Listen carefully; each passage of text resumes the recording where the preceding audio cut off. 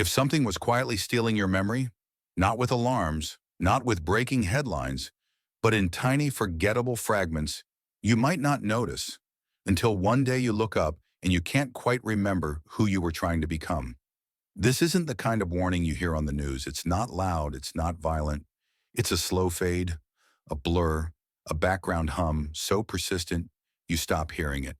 But if lately you felt off, foggy, unfocused, like a stranger in your own mind, you're not imagining it.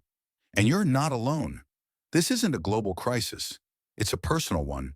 Because something is creeping into the space between your thoughts, rewriting the texture of your inner world without your permission. No, this isn't a call to panic.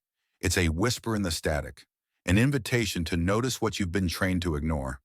If you've been chasing what used to come naturally, if you're running just to feel something, maybe it's time to stop, to look closer, to pull back the curtain. Most people still believe they're making their own choices. What to watch, what to feel, what to believe.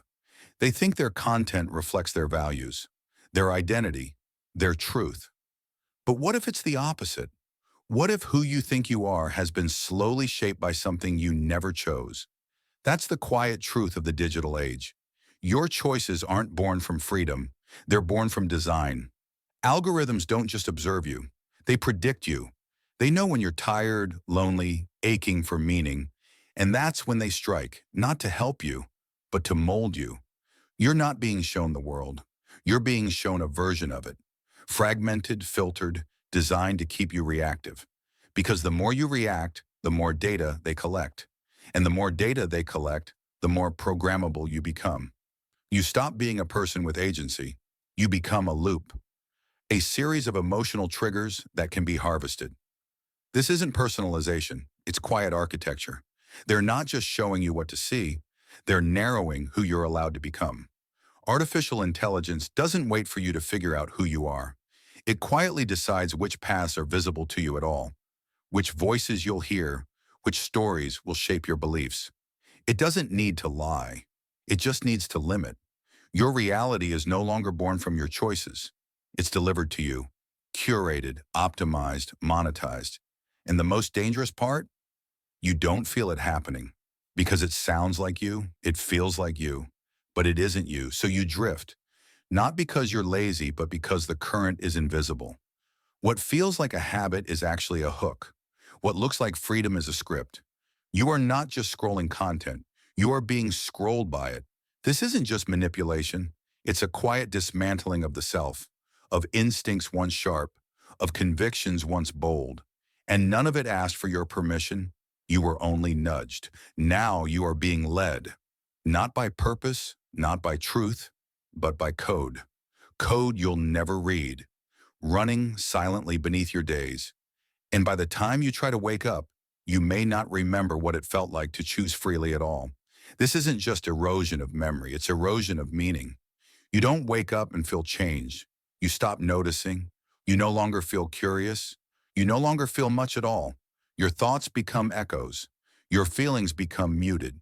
And it's not because you've chosen to disconnect. It's because you've been overstimulated into numbness. Your nervous system, meant to protect and guide you, is now flooded every hour of every day. Swipe, click, scroll, react, repeat. These are no longer decisions.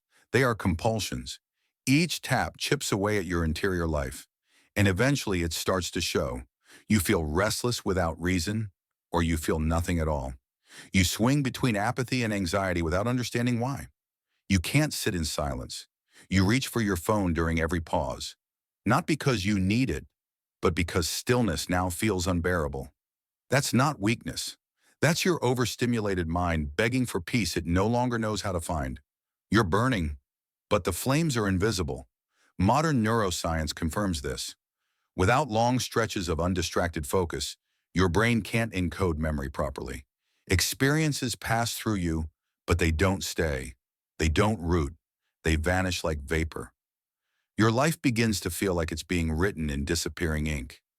You don't remember the details, the conversations, the feelings, the dreams that once meant everything. This isn't forgetfulness. This is cognitive erosion. You are present in your life, but not alive in it. You're watching yourself exist, but you're not experiencing it, and the fog thickens. You stop asking why. You stop reaching inward, because to feel again would mean confronting how long you've been numb. But beneath that numbness isn't weakness. It's exhaust.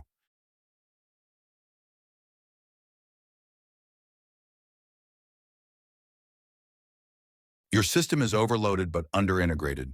You're running full speed and never arriving anywhere. The truth is, your brain wasn't built for this much noise, and your soul wasn't meant to be this silent. Memory is more than storage. It's identity. It's the glue that holds the story of your life together. But when your attention is fractured, your memory becomes fragile. And when memory fades, so does meaning. You look back, and the past is a blur. Flashes maybe, but no anchor. You can't remember what mattered. You only feel that something slipped through your fingers. And slowly, you forget not just what happened, but who you were inside it. That's cognitive drift, not just mental, spiritual. Because when the memory of your identity fades, so does your purpose. And it doesn't happen in a crash. It happens in silence. You stop showing up for what once lit you up. You delay. You scroll. You drift. But the story isn't over. There is a way back. It begins not with panic, but with presence, with a pause, a breath, a question. What was I trying to become before I forgot to ask? That question is more than a sentence. It's a breadcrumb, a compass, a thread leading you back to yourself. And if you follow it often enough, you'll remember. The fog lifts, the spark returns, and the self that once felt so distant begins to feel like home again.